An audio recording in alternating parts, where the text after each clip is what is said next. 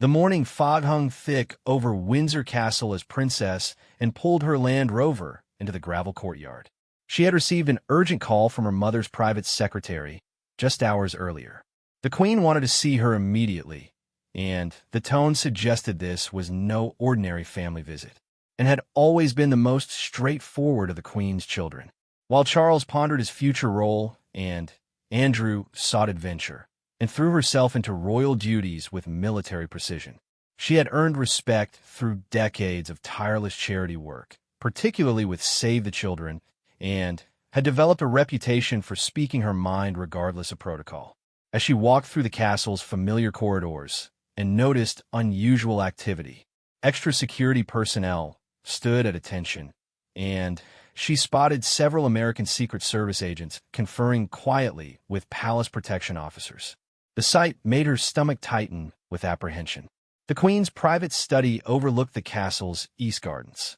Went and knocked, and entered.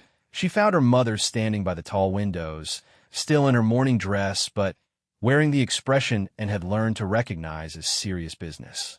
At 89, Queen Elizabeth II remained sharp and decisive, though the weight of recent years showed in the slight stoop of her shoulders. "And thank you for coming so quickly," the Queen said, turning from the window. "Please sit down. We have much to discuss," and settled into the familiar chintz armchair where she had received countless maternal lectures over the years. But this felt different. The Queen's usual warmth was replaced by the cool efficiency she reserved for matters of state. "As you know, President Trump arrives tomorrow for his state visit," the Queen began, moving to her desk. "The arrangements have been finalized for months, but we have encountered an unexpected complication," and raised an eyebrow, but remained silent, a skill she had perfected during decades of royal life. The Queen picked up a leather folder from her desk. "The President has specifically requested to meet you, not just at the state banquet, but privately. His people have been quite insistent." Me? And surprise was genuine. "Whatever for? I'm hardly the most diplomatic member of the family." A slight smile crossed the Queen's lips. "That may be precisely why he wants to meet you. According to our intelligence briefings, President Trump has expressed admiration for your work ethic and direct manner of speaking. He apparently told his staff that you're the only royal who tells it like it is," and shifted uncomfortably in her chair. She had built her reputation on avoiding the spotlight that seemed to follow her siblings. While Charles prepared for kingship, and the younger generation navigated modern celebrity and preferred the satisfaction of actual work to ceremonial appearances. "Mother, you know I've never been comfortable with these high-profile political meetings. My strengths lie elsewhere." The Queen moved closer, her expression softening slightly. "And I wouldn't ask this of you if it weren't important. The relationship between Britain and America faces challenges we haven't seen in decades. Brexit has strained our European partnerships, and we need our American allies now more than ever." And understood the subtext. Her mother rarely discussed politics directly, but the implications were clear. The royal family served as Britain's soft diplomacy, smoothing relationships that traditional politics sometimes complicated. "What exactly does he want to discuss?" and asked. "That's unclear. His staff mentioned trade relationships and shared values, but I suspect it's more personal than political. Trump seems to respond better to individuals than institutions. He may see you as someone who shares his direct approach," and stood and walked to the window, looking out at the manicured gardens where she had played as a child. The weight of royal duty had shaped every major decision of her life, from her choice of husband to her career focus. Now, at 68, she was being asked to represent not just the monarchy, but the country itself. "The timing is delicate," the Queen continued. "Parliament is divided, the public is skeptical of American foreign policy, and the press will scrutinize every word. Yet this meeting could set the tone for Anglo-American relations for years to come." And turned back to face her mother. "And if I refuse?" "You could refuse," the Queen acknowledged. "But I believe you understand what's at stake. This isn't just about protocol or ceremony. It's about the future of our special relationship with America." The room fell silent except for the steady tick of the ornate clock on the mantel. and had faced many challenges in her royal career, from surviving a kidnapping attempt in her 20s to rebuilding her reputation after her divorce. But this felt different, more consequential. What do we know about his expectations? And asked finally, the Queen consulted her notes. His advisors suggest he's genuinely interested in your charitable work, particularly your role with Save the Children. He may want to discuss American involvement in international aid programs, or he may want to use the meeting for political theater, and replied skeptically. Possibly, but that's a risk we must take. The important thing is that you remain yourself. Your authenticity has always been your greatest strength. And nodded slowly. Throughout her life, she had watched her family navigate the impossible balance between personal conviction and public duty. Her brother Charles had often struggled with this tension, and had found her own way by focusing on substantive work rather than symbolic gestures. When would this meeting take place? Tomorrow afternoon, after the formal arrival ceremony, but before the state banquet. It would be private in the blue drawing room with minimal staff present. And consider the logistics. A private meeting would reduce media speculation, but increase the pressure on the conversation itself. Everything would depend on finding common ground with a man whose political style seemed to contradict everything she had been taught about diplomatic discourse. I'll need briefing materials on his policy positions and personal interests, she said finally. The Queen smiled, recognizing acceptance in her daughter's tone. Already prepared. Our political advisors have compiled a comprehensive file, and the American ambassador has provided additional insights. As and prepared to leave, the Queen touched her arm gently. Remember, you represent more than just the monarchy in this meeting. You represent British values at their finest: dedication to service, commitment to truth, and the courage to speak honestly even when it's difficult. Walking back through the castle corridors, and reflected on the irony of the situation. She had spent decades avoiding the political spotlight, yet now found herself at the center of one of the most important diplomatic moments of her mother's reign. The fog was beginning to lift as she reached her car, and felt as if she was driving into an even thicker mist of uncertainty. Tomorrow would test everything she had learned about duty, diplomacy, and the delicate art of representing a nation while remaining true to herself. The royal summons had been issued, and Princess Anne would answer it, regardless of her personal reservations. The future of the special relationship might well depend on what happened in that blue drawing room tomorrow afternoon. The briefing room at Buckingham Palace buzzed with quiet efficiency as civil servants prepared materials for Princess Anne's unprecedented meeting. Sir Edward Harrison, the Queen's private secretary, had assembled a team of experts who had been working through the night to compile everything Anne might need to know about Donald Trump, and arrived at 8 in the morning, having spent a restless night considering the implications of the meeting. She wore a simple navy suit, her usual armor for serious business, and carried a leather portfolio that had accompanied her through countless royal engagements over the decades. "Your Royal Highness," Sir Edward greeted her with characteristic formality, though his usual calm seemed slightly strained. "We've prepared comprehensive briefing materials covering President Trump's key policy positions, personal interests, and communication style." The assembled team included representatives from the Foreign Office, MI5, and the American desk at the Cabinet Office, and had worked with most of them before during her various charitable missions abroad, but today felt different. The stakes were higher, and everyone in the room understood it. Dr. Sarah Mitchell, the Foreign Office's senior American analyst, began the briefing. President Trump's approach to diplomacy differs significantly from his predecessors. He tends to view international relations through the lens of personal relationships rather than institutional frameworks, and nodded, having already suspected this from media reports, meaning he responds better to individuals than to official positions. Exactly. Our intelligence suggests he's genuinely curious about your work with Save the Children because he sees it as practical rather than ceremonial. He's mentioned several times that he respects people who get things done. James Morton from MI5 added his perspective. The president's staff has indicated he wants to discuss potential American involvement in international aid programs, but He's also shown interest in your equestrian background. He apparently has strong opinions about horse racing and may try to find common ground there, and almost smiled at this intelligence. Her love of horses had been a constant throughout her life, from competing in the Olympics to her current role as president of the British Olympic Association. If Trump wanted to discuss horses, at least they would have one safe topic.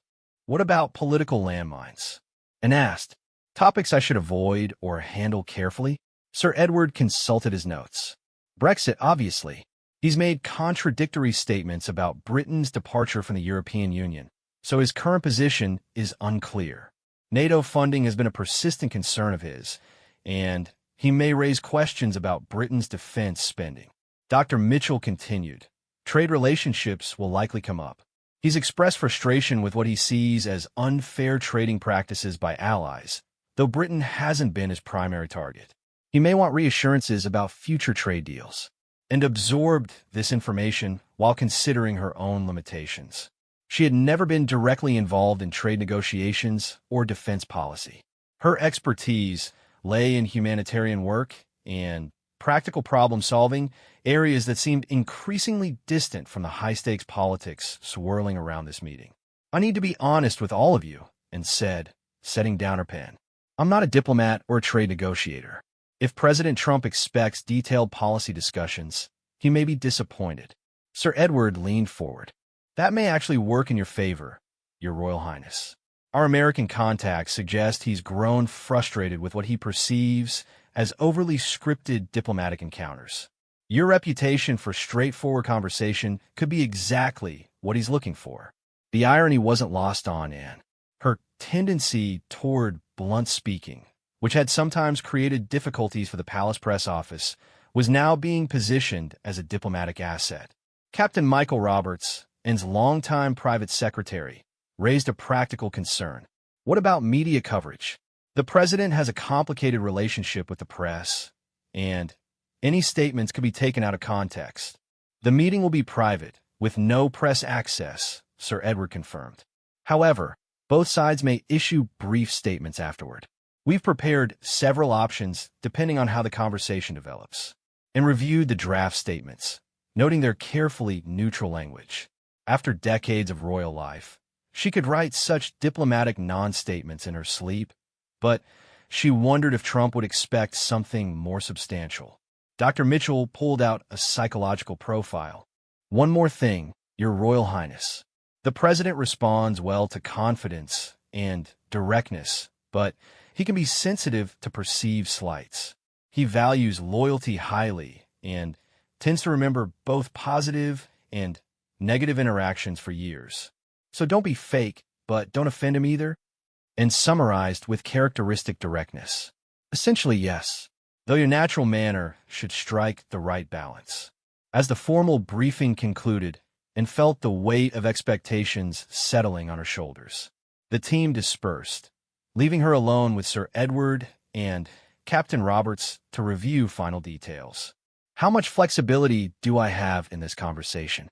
And asked. Sir Edward considered carefully. You're representing the crown, so certain boundaries must be maintained. But within those limits, Her Majesty has expressed confidence in your judgment, and understood she would need to navigate between personal authenticity and diplomatic necessity, a balance she had been refining throughout her royal career. That afternoon, Anne returned to her private apartments at Buckingham Palace to prepare mentally for the meeting. She had always found solitude helpful before challenging engagements, a practice developed during her competitive riding days when focus and mental preparation often determined success. Looking through her wardrobe, Anne selected a conservative but elegant blue dress suit. Experience had taught her that clothing choices carried symbolic weight in diplomatic settings, and she wanted to project both authority and approachability. Her lady-in-waiting, Mrs. Victoria Henderson, helped with final preparations. Are you nervous, Your Royal Highness? And consider the question honestly. Concerned, perhaps. This isn't like opening a hospital or attending a charity gala. The conversation tomorrow could influence Britain's relationship with America for years to come. Mrs. Henderson had served the royal family for 2 decades, and understood the pressures and faced. You've handled difficult situations before. Remember the kidnapping attempt? The Olympics? Your divorce? You found your way through all of those. The reminder was helpful, and had indeed navigated numerous crises throughout her life, often with limited support and intense public scrutiny. This meeting, however private, represented another test of her ability to serve her country while remaining true to her principles.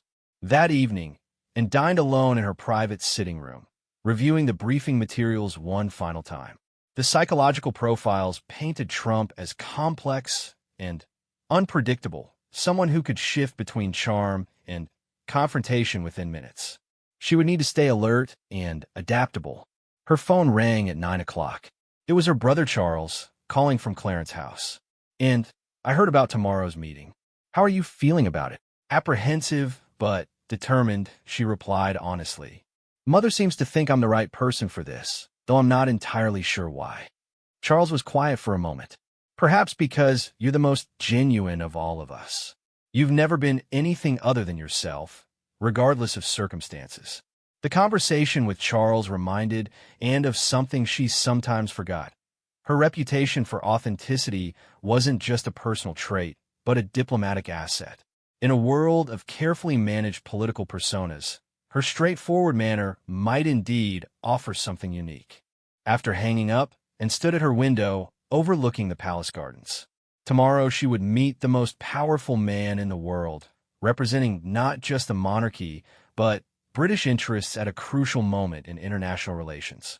The Princess Royal had faced many challenges in her 68 years, but none quite like this. Tomorrow would test everything she had learned about duty, diplomacy, and the delicate art of honest conversation in service of her country.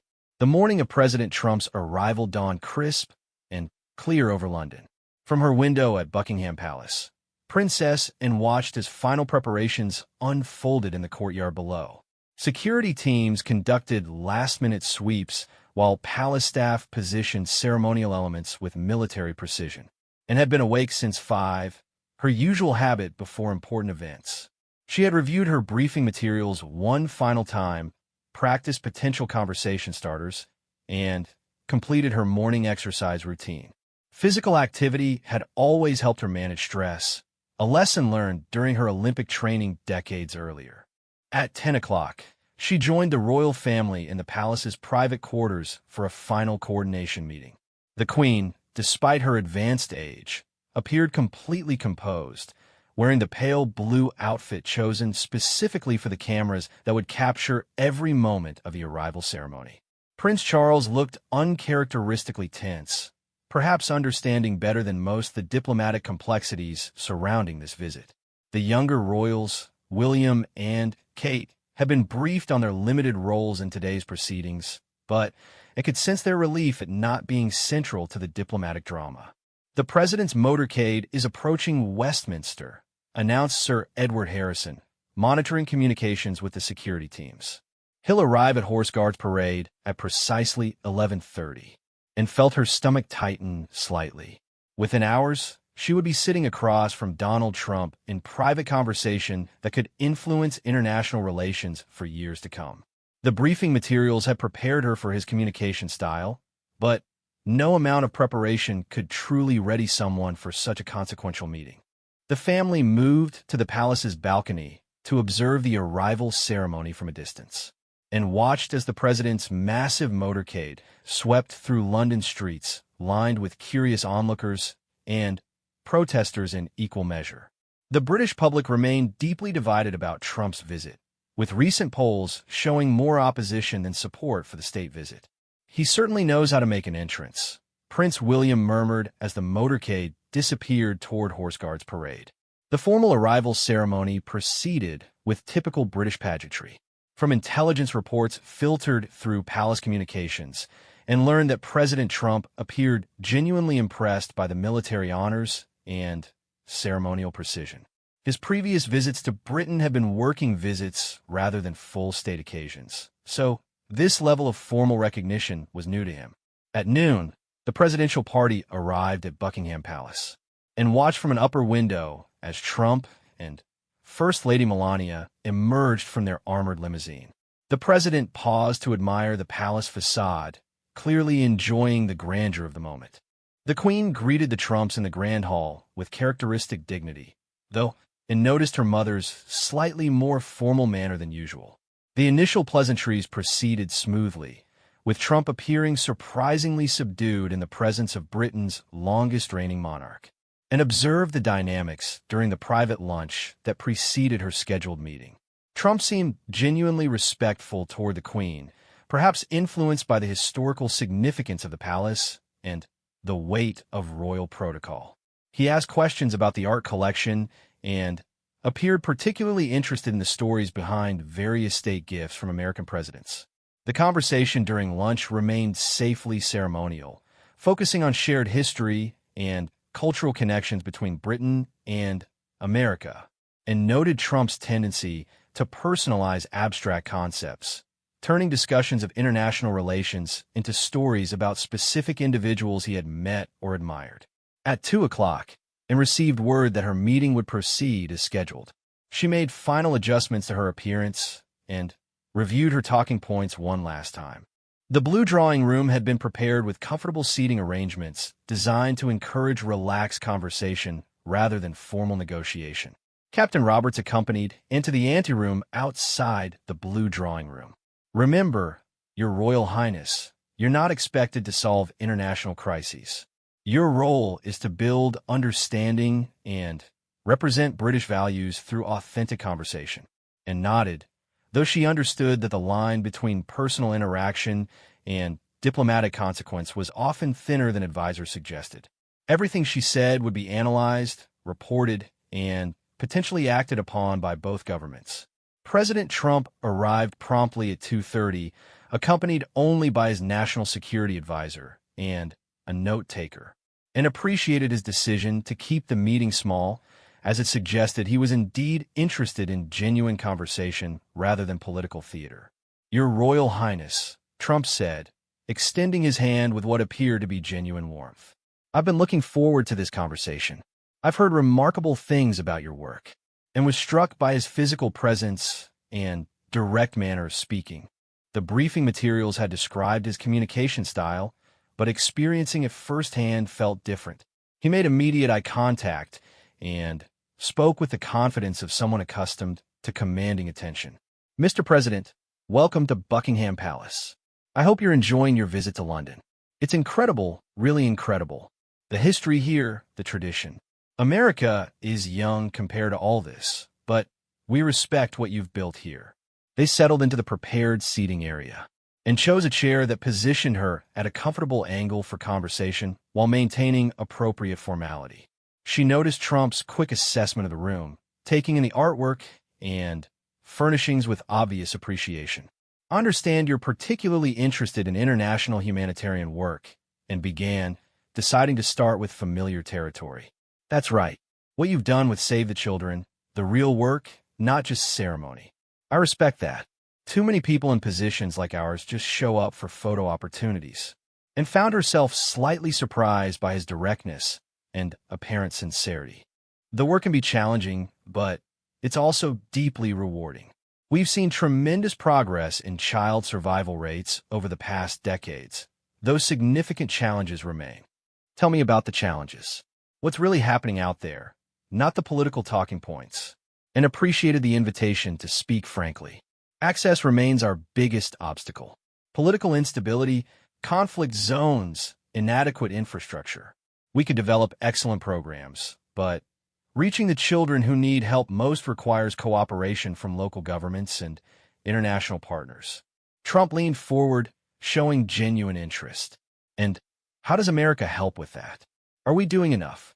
American funding and logistical support are crucial to our operations, and replied carefully. Your country's contribution to international aid programs makes programs possible that simply wouldn't exist otherwise. But there's always room for improvement, right? I want America to be helpful, but I also want to make sure our resources are being used effectively. And sensed an opportunity to address one of her genuine concerns about international aid effectiveness. Absolutely. The most successful programs combine international funding with local expertise and long-term commitment. Quick fixes rarely work in humanitarian contexts. That makes sense. Like business, you need sustainable models, not just short-term solutions. The conversation was developing more naturally than and had expected. Trump's business background seemed to give him an intuitive understanding of operational challenges that many politicians missed. He asked practical questions about program logistics and seemed genuinely interested in measurable outcomes. "I'm curious about something else," Trump continued. "You've built this reputation for straight talk, not sugarcoating problems. That's rare in politics and, honestly, in royal circles. How do you maintain that?" And considered her response carefully. "I suppose I learned early that people respond better to honest assessment than false reassurance. If you're asking people to support difficult work, they deserve to know the real challenges and realistic timelines for progress." "Exactly. Too many people tell you what they think you want to hear. I appreciate people who tell me what I need to know." The meeting was progressing better than and had dared hope.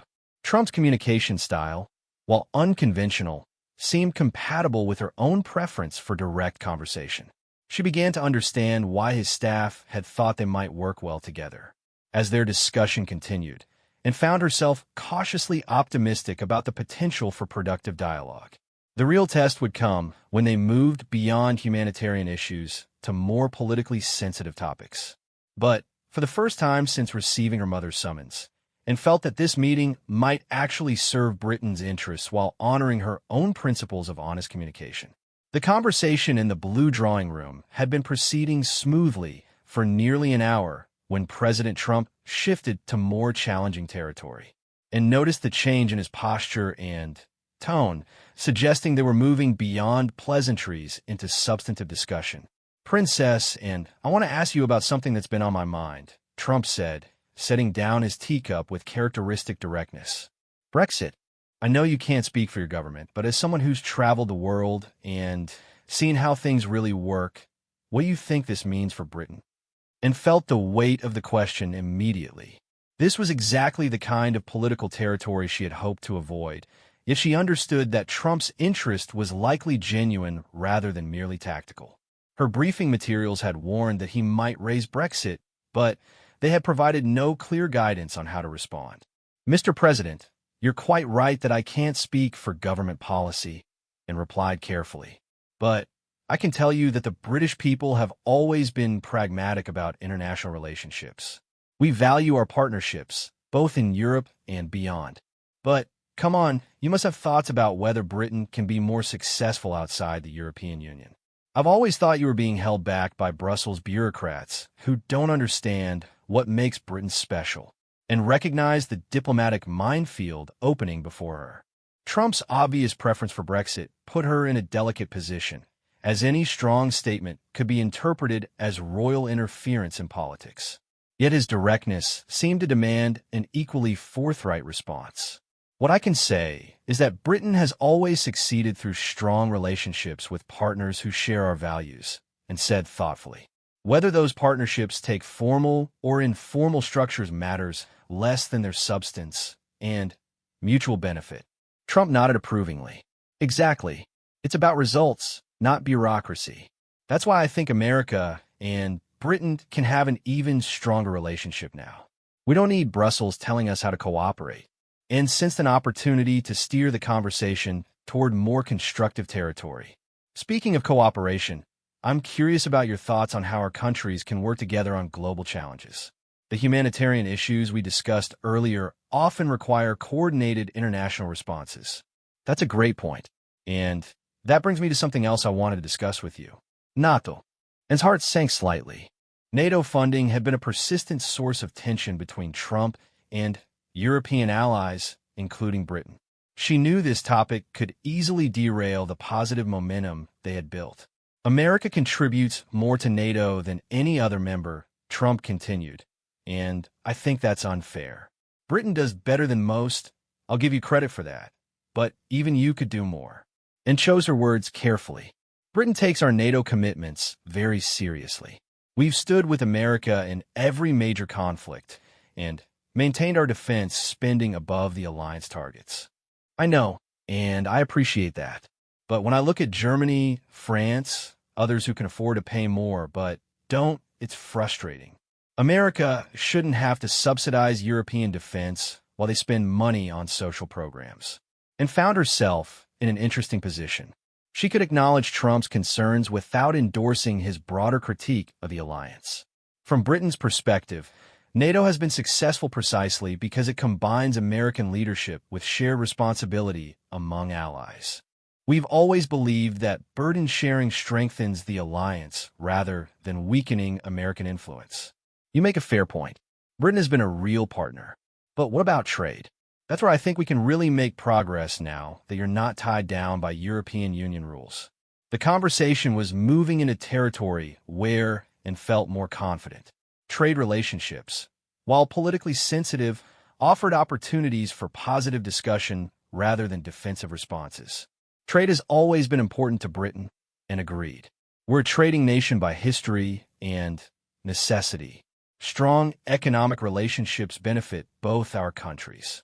Right. And now we can negotiate directly without Brussels interfering. I think we can do deals that are much better for both America and Britain.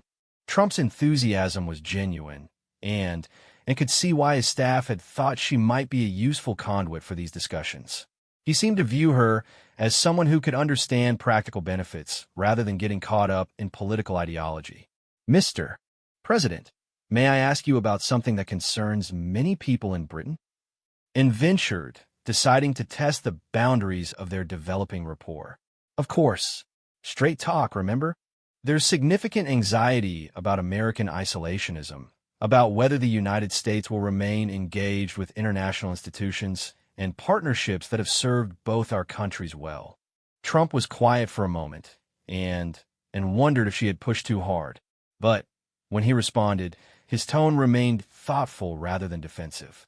I understand that concern, and I think it's based on a misunderstanding of what I'm trying to do. I don't want America to withdraw from the world. I want America to engage more effectively, to get better results from our international relationships. Can you help me understand what that means in practice? Take the Paris Climate Agreement. I pulled out of that deal because it was unfair to American workers and wouldn't actually solve the climate problem. But that doesn't mean America won't address climate change. We just need to do it in ways that make sense for our economy. And recognize this as a potentially controversial topic, but she was genuinely curious about his reasoning. How do you see America addressing environmental challenges while maintaining economic competitiveness? Innovation, American technology, and American ingenuity. We're already reducing emissions through natural gas, through efficiency improvements, through market forces. We don't need international bureaucrats telling us how to do it. The conversation was revealing aspects of Trump's worldview that and found more nuanced than media coverage suggested. While his methods remained controversial, his underlying concerns about effectiveness and fairness seemed genuinely held rather than merely political positioning. Mr. President, let me ask you about something closer to my own experience. How do you see America's role in international humanitarian work? My organization often depends on American funding and logistical support. That's exactly the kind of international engagement that makes sense. When America helps with humanitarian crises, we're using our resources for clear moral purposes with measurable results.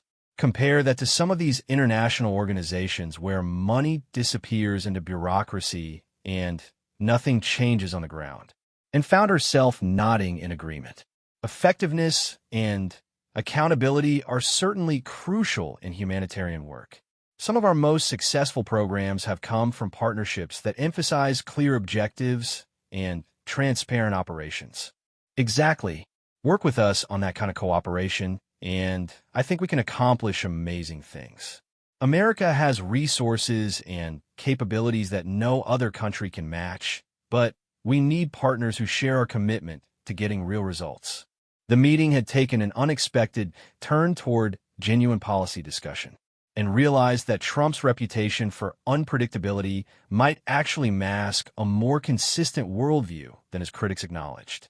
His emphasis on bilateral relationships and Measurable outcomes aligned surprisingly well with her own experience in international humanitarian work. As their conversation entered its second hour, and felt cautiously optimistic about the potential for constructive British-American cooperation. The key would be finding areas where both countries' interests aligned naturally rather than trying to force artificial agreements. The test of this meeting would come in the days and weeks following Trump's visit, when diplomats on both sides attempted to translate personal rapport into practical policy coordination. But, and was beginning to believe that her mother's instinct had been correct. Sometimes direct conversation between individuals could accomplish what formal diplomacy could not. The private meeting between Princess and President Trump concluded after 2.5 hours, far longer than originally scheduled. As they stood to leave the blue drawing room, both participants seemed genuinely pleased with how the conversation had developed, and felt cautiously optimistic that she had successfully navigated the diplomatic challenges while maintaining her commitment to honest dialogue. Princess, and this has been one of the most productive conversations I've had during this trip, Trump said, shaking her hand warmly. I hope we can continue this dialogue through proper channels.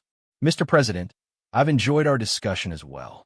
I think we've identified several areas where our countries can work together effectively, and replied, maintaining appropriate diplomatic language while acknowledging the positive atmosphere they had created.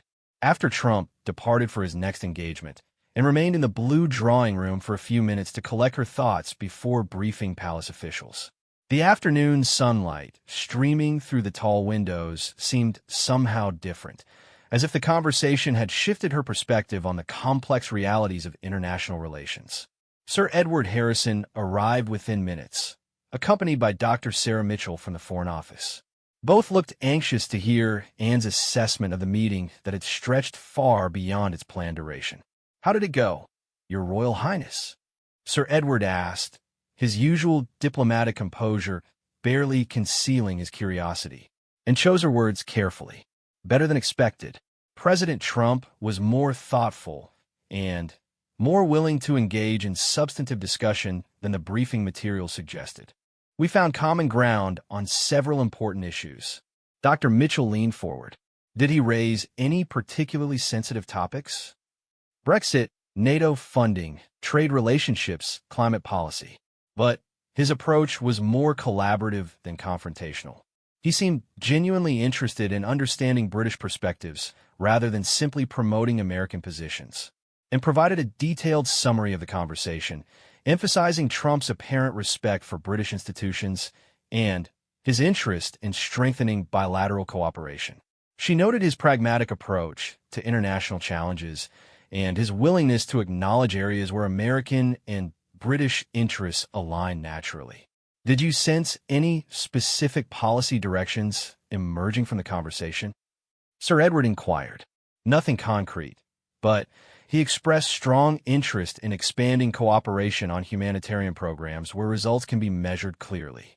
He also seemed open to exploring new trade arrangements that benefit both countries without getting caught up in ideological debates.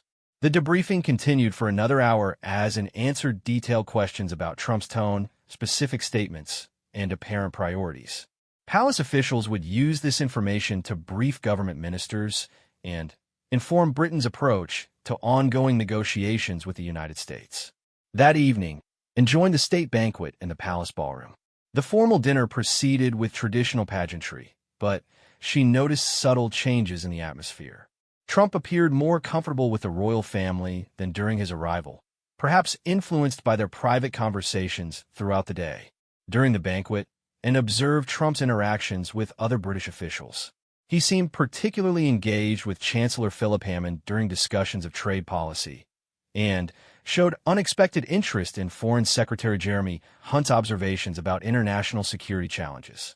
The Queen's toast to Anglo-American friendship struck a tone of cautious optimism, emphasizing shared values and historical partnerships while acknowledging contemporary challenges. Trump's responding toast was surprisingly gracious and substantive, avoiding his usual tendency toward hyperbolic rhetoric, and found herself seated near Ambassador Woody Johnson, who had been instrumental in arranging the state visit. During a quiet moment between courses, He leaned over to speak with her. "Your Royal Highness, the President mentioned that he found your conversation extremely valuable. I think it may have influenced his approach to the entire visit." "I'm pleased to hear that, Ambassador. We had a productive discussion about areas where our countries can work together constructively." After the banquet concluded and the official duties ended, and retreated to her private apartments to reflect on the day's events. The meeting with Trump had challenged many of her preconceptions about American foreign policy and forced her to consider new possibilities for British diplomatic engagement. She called her brother Charles at Clarence House to provide a brief summary of the meeting. As heir to the throne, Charles would need to understand the diplomatic implications of the day's conversations. "How did you find him personally?" Charles asked. "More complex than I expected," and replied honestly. "His public persona doesn't fully reflect his actual thinking on international issues. He's clearly intelligent and strategic, though his communication style remains unconventional. Do you think the meeting served Britain's interests?" And consider the question carefully. "I believe it opened doors that might otherwise have remained closed. Whether we can walk through those doors successfully will depend on how our governments follow up on today's conversations." Over the following days, and monitored media coverage of the state visit with particular attention to any reporting about her private meeting with Trump.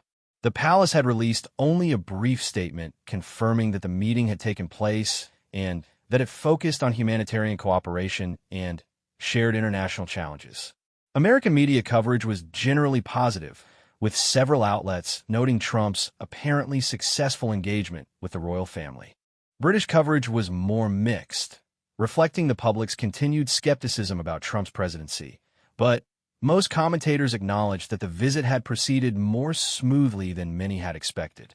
A week after Trump's departure, and received a letter from the White House thanking her for the productive conversation and suggesting that American and British officials explore specific areas of cooperation that had been discussed during their meeting.